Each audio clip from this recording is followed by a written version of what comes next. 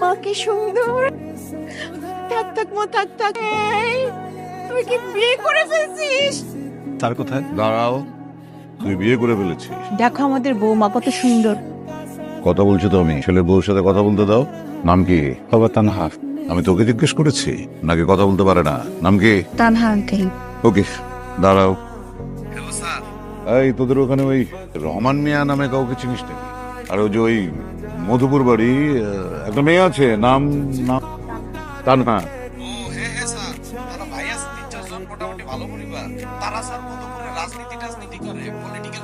আমার ছেলের মাশাআল্লাহ রুচি আছে বলতে হবে। তুই আমাকে না জানিয়ে একটা মেয়েকে বিয়ে করে এনেছিস আমার বাসায়, এবং এত বড় সাহস তোর, তুই বাসার ভেতরে পা রাখছিস। হ্যাঁ, বেরিয়ে যা, বেরিয়ে যা আমার বাসা থেকে। Out, out.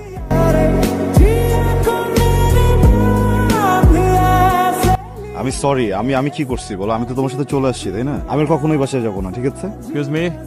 আসসালামু আলাইকুম। ওয়ালাইকুম আসসালাম। এত রাতে এখানে কি? এত রাতে এখানে কি?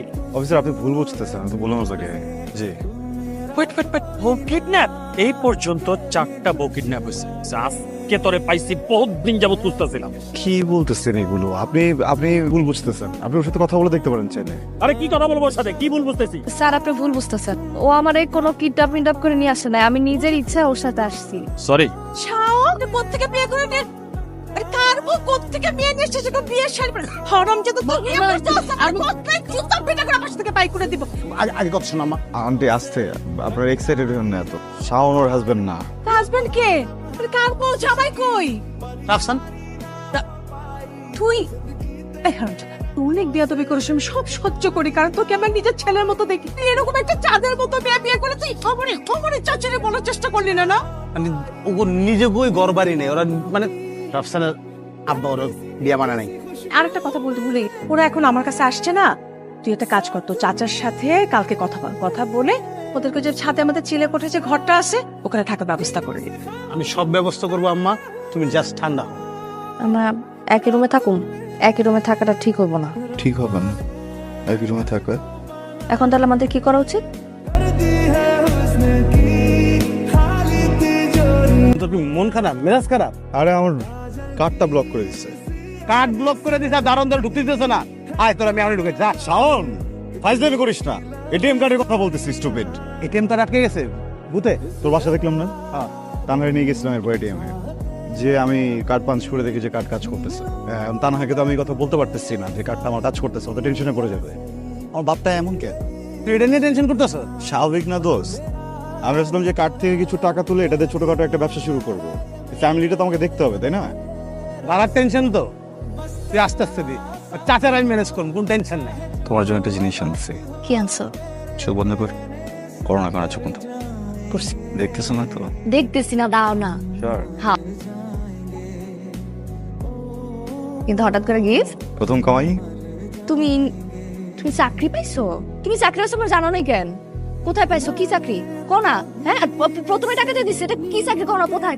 কোথায়? আস্তে আমি বলি, চাকরি চাকরি কিছু পাই নাই গত বছর। আমি হঠাৎ এক ফ্রেন্ডের আইডিয়াতে কিছু শেয়ার কিনছিলাম, ওগুলোর প্রফিট আজকে আসছে। কত টাকা? কত টাকা? আমার কত টাকা কমা? তো ডলারে তো। আরে দাঁড়া, অনেকগুলো টাকা না, অনেকগুলো টাকা তুমি করবো? আচ্ছা কত টাকা কম? 500 টাকা। হ্যালো জি, আমি চলে আসছি, সুপার শপের বাইরে যাচ্ছি। জি আপু, জি জি জি। সাফা, আমি আসছি আপনাকে নিতে। আপনি রাইড শেয়ার করেন? জি।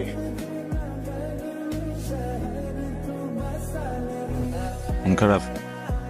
কি হয়েছে বাবা তোমার? বাড়ি থেকে কিছু বলছে?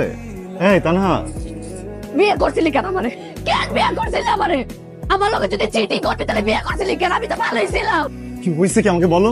আমারে ভালোবাসলে তোর ভাই কাজ করতে পেরেছিল কেন? তানহা, আমি মিথ্যা বলছি এটা আমি মানতেছি, কিন্তু তুমি যেটা ভাবতেছো এটা সত্য না, বুঝছো? আমি মেয়েটাকে চিনি না, আজকে ফার্স্ট টাইম আমার বাইকে উঠছে। কি আমি গ্রাম থেকে আসছি দেখে কি আমার বলদ মনে হয়? তানহা, মেয়েটাকে বাইকে নেওয়ার একটা রিজন ছিল। কি দিছে? এটা আমি বলতে পারবো না।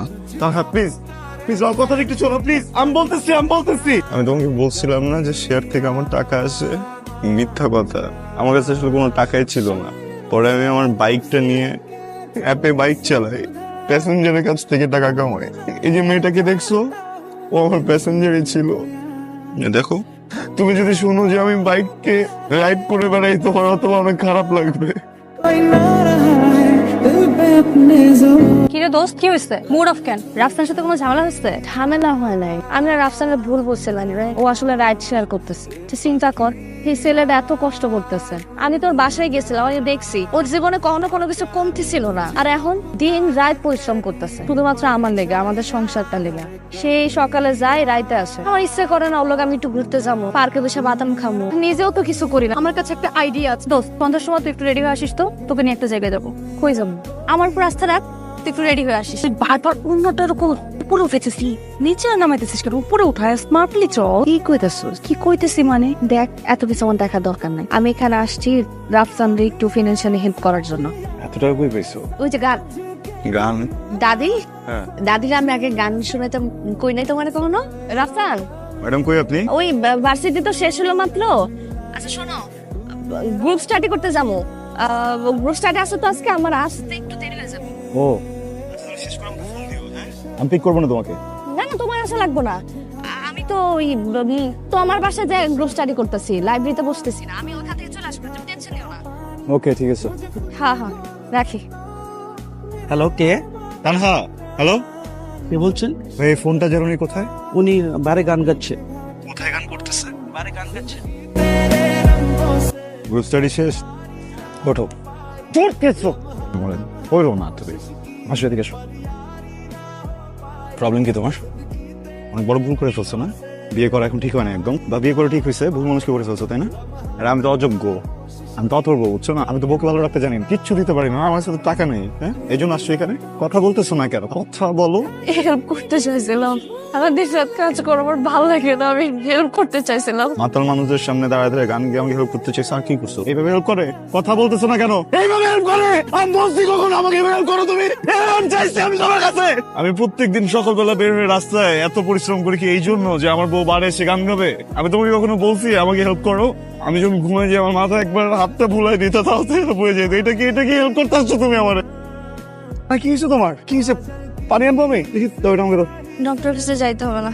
তুমি কোনো কথাই বলো না তো, আসো। তোমার একটা কথা বলা হয় নাই, কি বাবা হয় নাই? আমি প্রেগন্যান্ট। এই জন্যই তো বলতেছি চলো তুমি।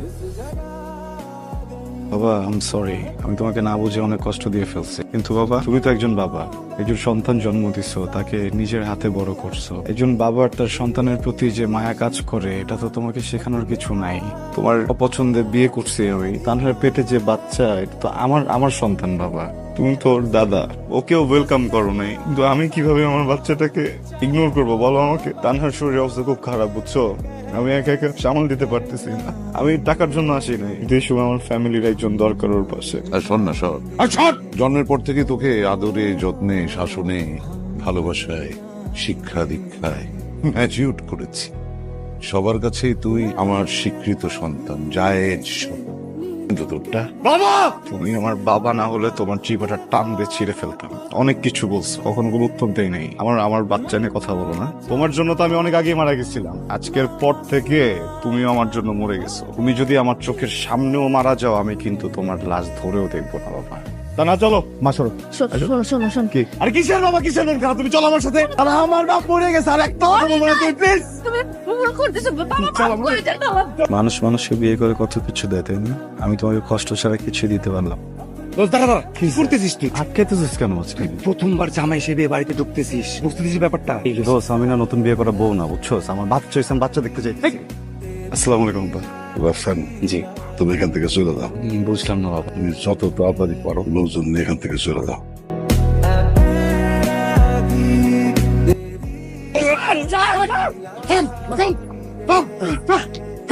কেউ রাস্তায় গায়ে আরেকবার হাত দিবি না, তাহলে আমি ভুলে যাবো তোরা আমার ভাই ছিলি। একদম গুলি করে সব মিলে শেষ করে হবে।